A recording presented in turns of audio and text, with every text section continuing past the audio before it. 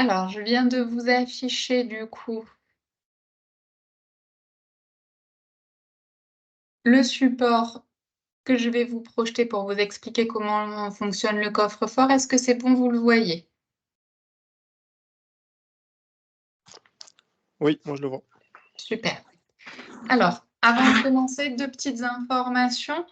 La première, du coup, j'enregistre, la présentation. Donc, quelques jours après, la présentation, je vous enverrai un lien sur le mail avec lequel vous êtes connectés pour vous donner le support de ce que je vous ai, projeté et vous aurez aussi le lien pour, accéder, du coup, au replay, s'il y a des éléments que vous voulez, réentendre parce que j'ai été peut-être trop vite ou si a posteriori c'est un peu moins clair pour vous. Est-ce que c'est noté pour tout le monde?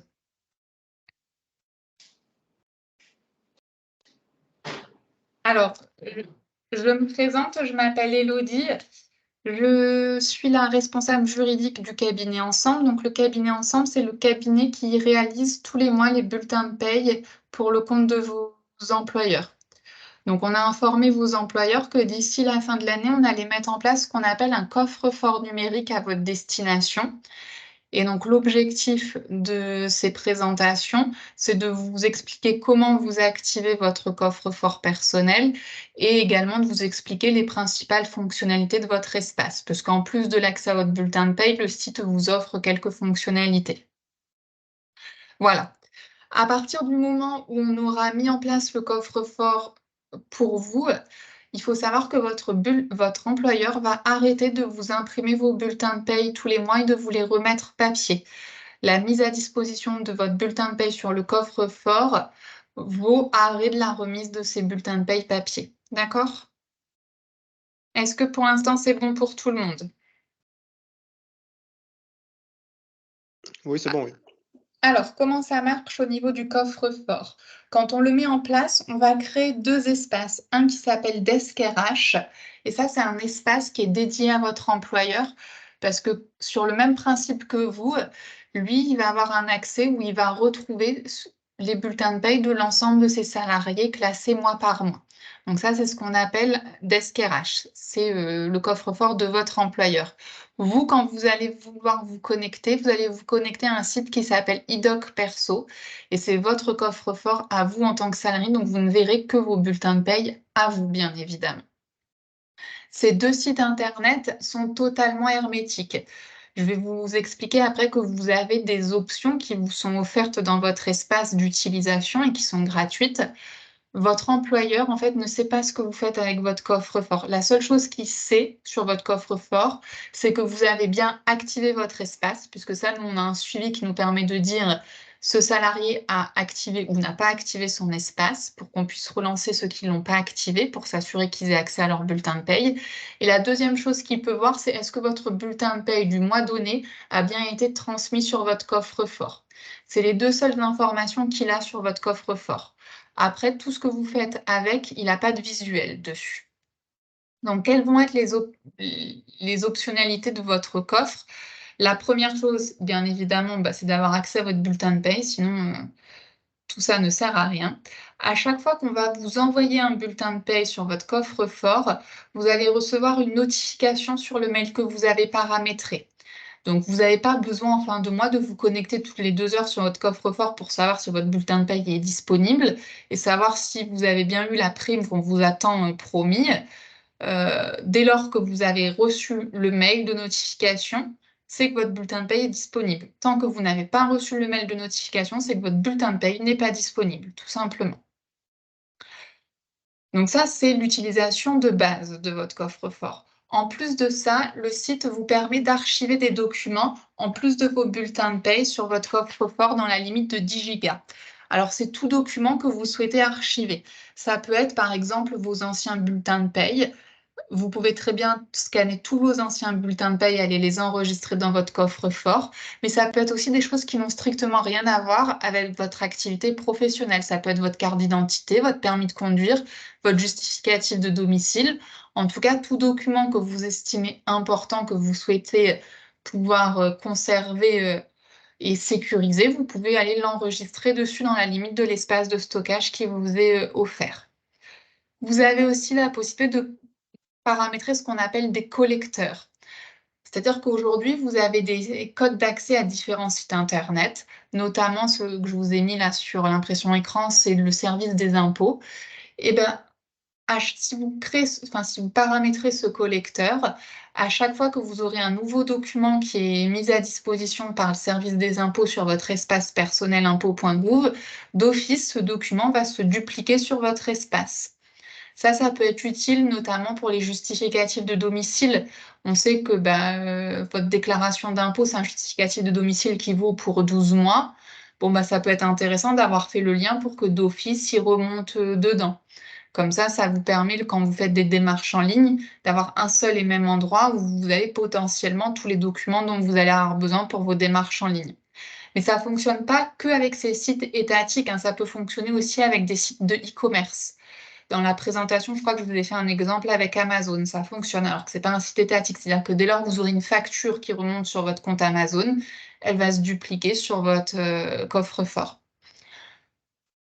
Vous pouvez aussi partager des documents qui sont enregistrés sur votre coffre-fort. L'exemple que je donne fréquemment, c'est celui du banquier. Vous voulez faire un prêt, souvent on vous demande vos 3 derniers bulletins de paye et vos 2 dernières déclarations d'impôt.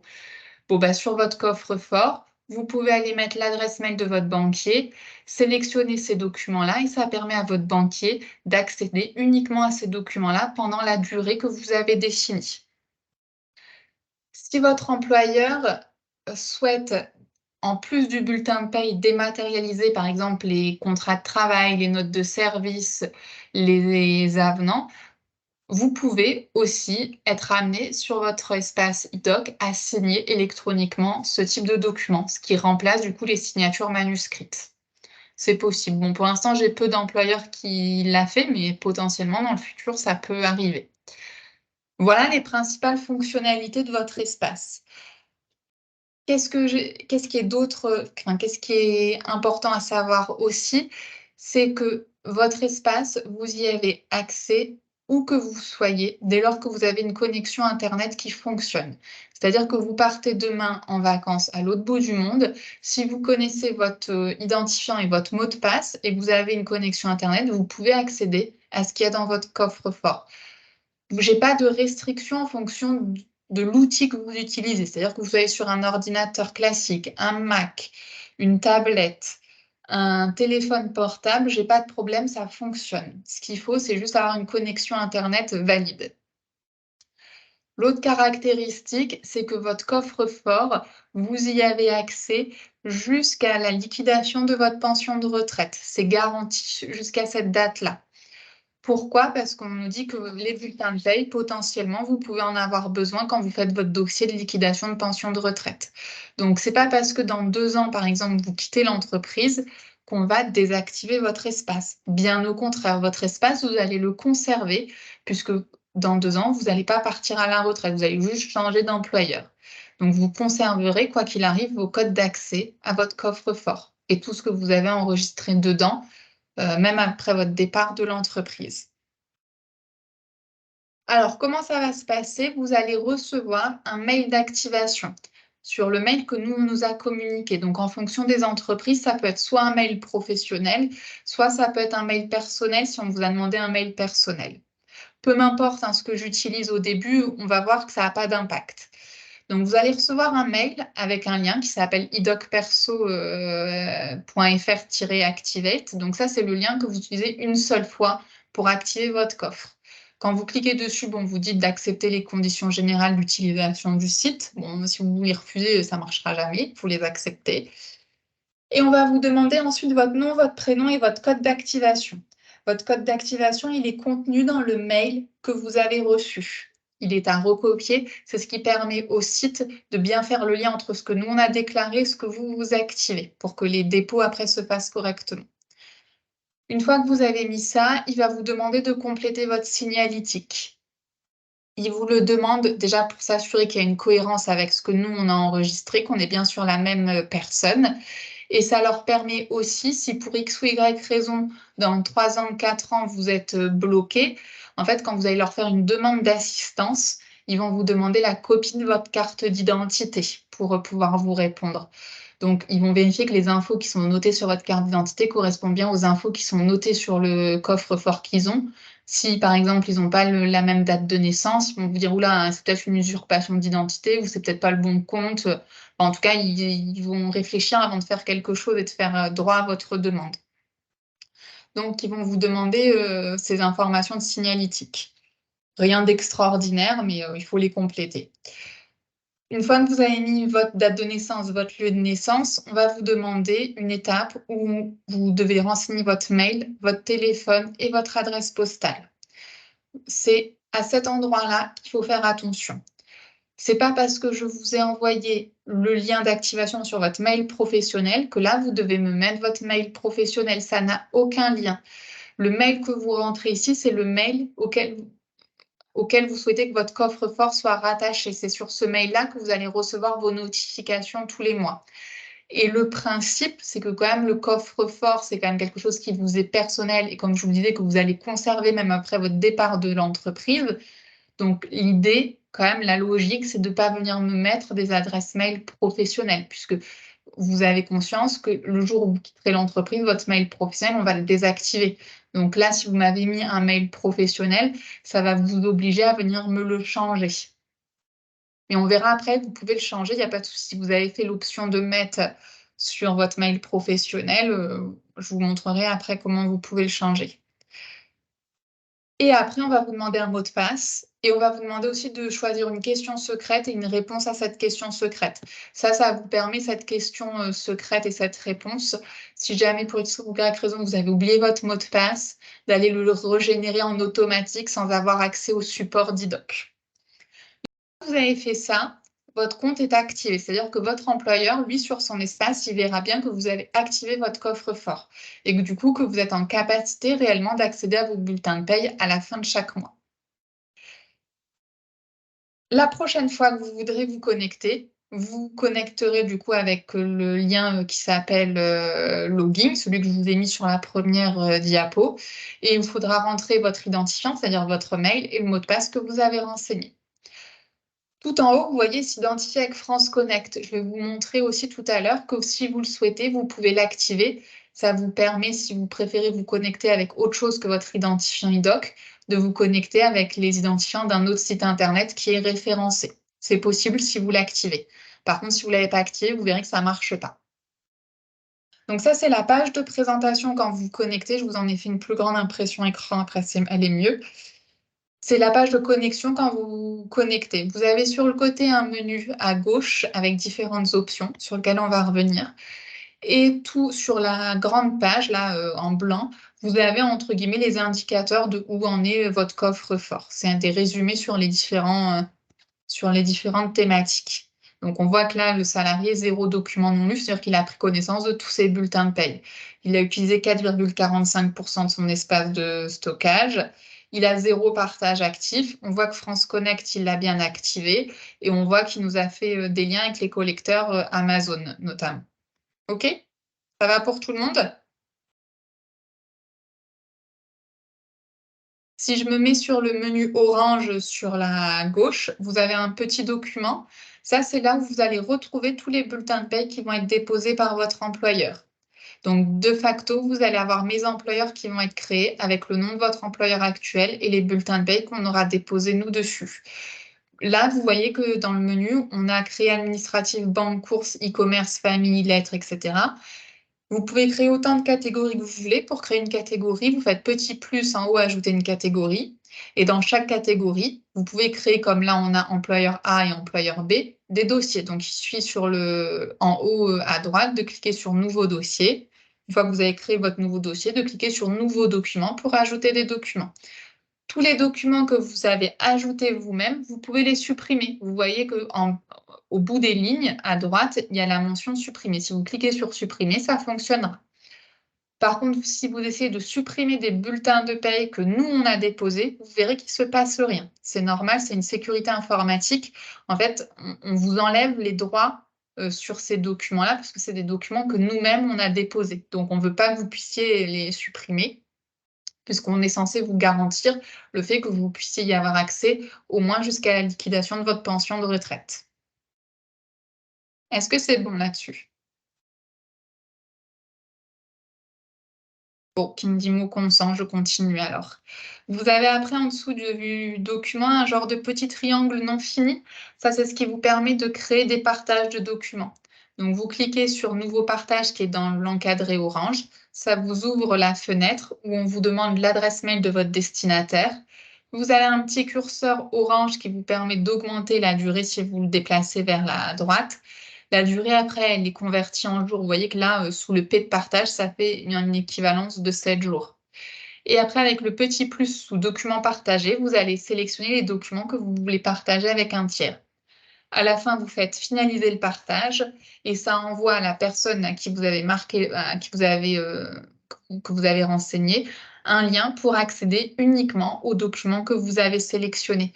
Si vous avez un doute sur le fait que ça a bien fonctionné, je vous rappelle que si vous vous mettez sur votre page d'accueil, vous verrez que là, au lieu de 0 partage actif, vous verrez que vous avez un partage actif. D'office, à la fin du délai de 7 jours, comme la personne pourra plus se connecter, vous allez repasser à 0 partage actif sans avoir rien fait. Donc ça peut être utile notamment, par exemple, à votre banquier, vous voulez faire un prêt, il vous demande vos 3 derniers bulletins de paye, et ben pouvez lui envoyer comme ça. Lui, au moins, il a la sécurité que c'est des documents qui n'ont pas été falsifiés, puisque sur tous les documents qui sont dans un coffre-fort, vous avez des codes de sécurité. Dès lors que vous essayez de modifier les PDF, vous perdez les codes de sécurité. Donc c'est visible pour les personnes qui ont été formées à la lecture des documents. En dessous du petit triangle, vous avez un genre de bassine avec un carré, un rond, un triangle.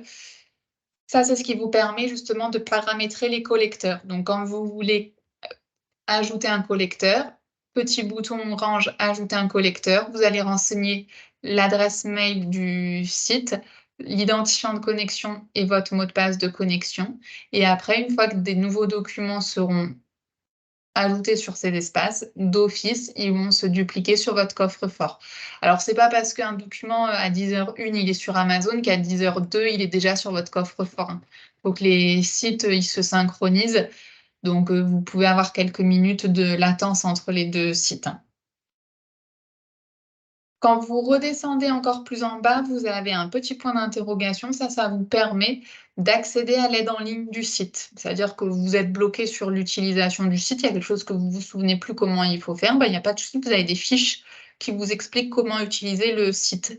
C'est également au niveau du petit point d'interrogation que si vous le souhaitez, vous pouvez contacter l'assistance du site Internet. S'il y a quelque chose que vous n'arrivez pas à faire même en ayant lu l'aide en ligne, il n'y a pas de souci, vous leur faites une demande par mail. Quand vous faites les demandes, ils vous demandent de présélectionner une thématique. En fonction de la thématique, vous avez des pré-mails qui sont faits. Comme ça vous permet de savoir les informations dont ils vont avoir besoin pour éviter de perdre du temps avec il manque telle info, etc. On ne peut pas vous répondre. Au moins, vous avez, si vous répondez bien du coup au mail, vous avez un gain de temps assuré. Ça, c'est important parce que, comme je vous le disais, votre coffre-fort, il vous est personnel. Je vous disais, votre employeur ne peut voir que si vous avez activé votre espace et si votre bulletin de paye a bien été déposé. Après, on n'a pas accès, nous, à vos coffres-forts, aussi bien votre employeur que moi en tant que créateur et initiateur du coffre-fort, hein. Ça signifie bien que si vous avez une difficulté sur votre coffre-fort, je ne peux pas vous dépanner parce que je ne peux pas y avoir accès à votre coffre-fort. Ça vous garantit la sécurité des données, hein. C'est quelque chose qui vous est personnel.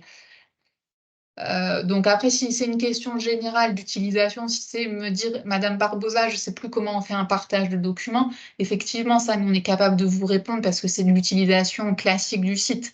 Après, si vous me dites, j'ai beau cliquer sur le bouton finaliser le partage, il ne se passe rien, je ne vais pas être en capacité de vous répondre, moi, parce que je ne peux pas accéder à votre espace. Donc, c'est bien avec l'assistance du site sur laquelle il faut vous rapprocher de l'assistance du site.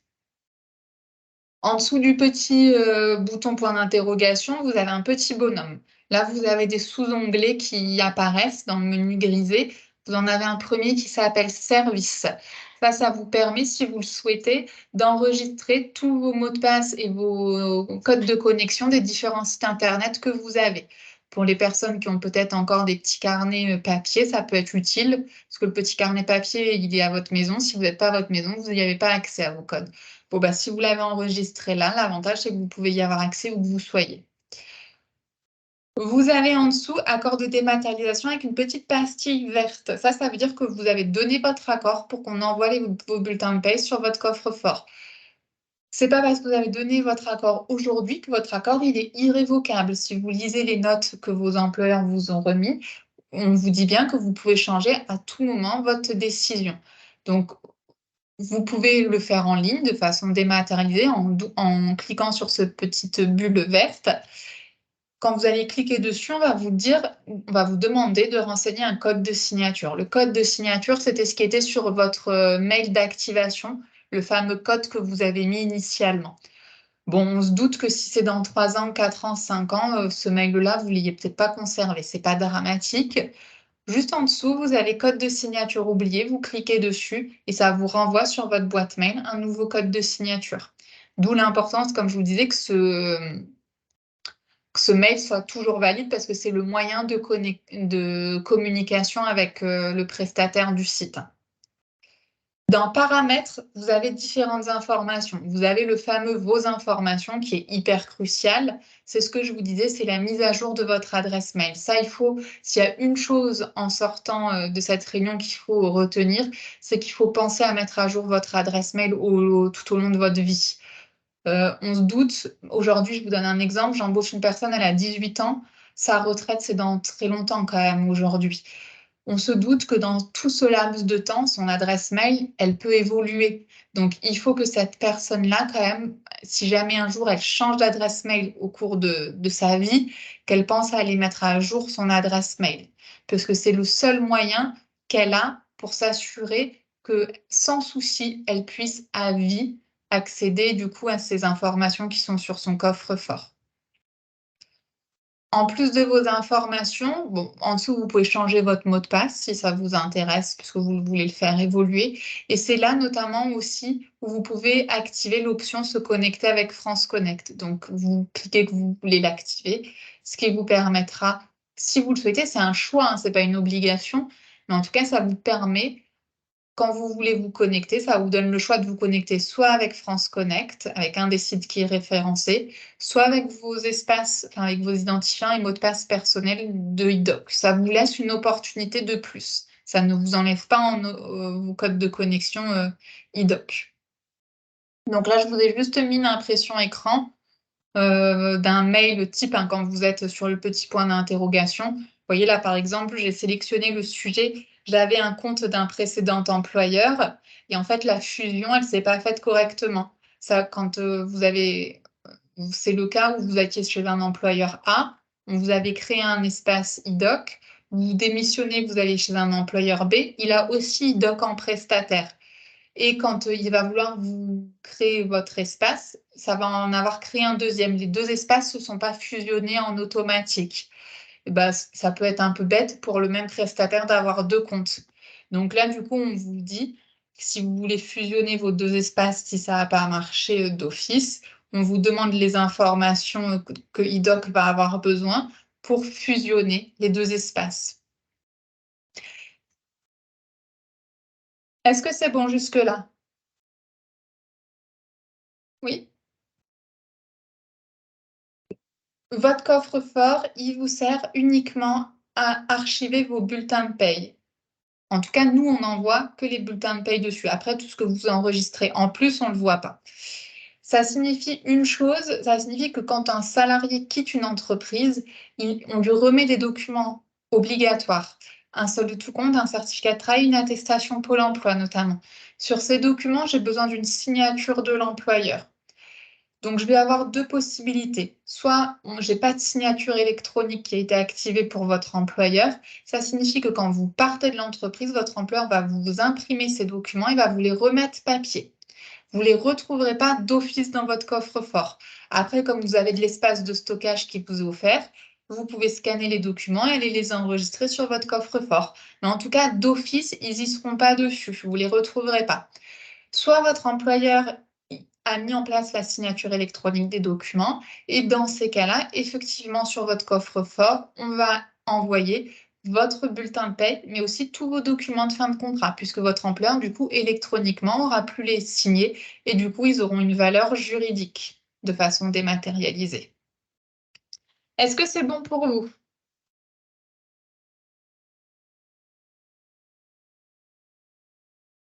Oui? Est-ce que vous avez des questions? J'ai fini la présentation que j'avais préparée. Par contre, si vous avez des questions, allez-y.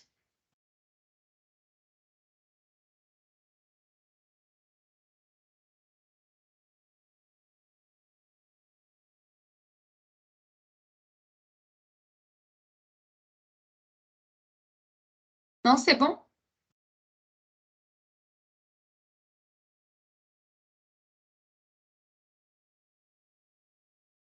Bon, ben, du coup, si vous n'avez pas de... Alors, si vous n'avez pas de micro, vous pouvez écrire vos questions dans la conversation, hein. Je peux les lire, il n'y a pas de souci.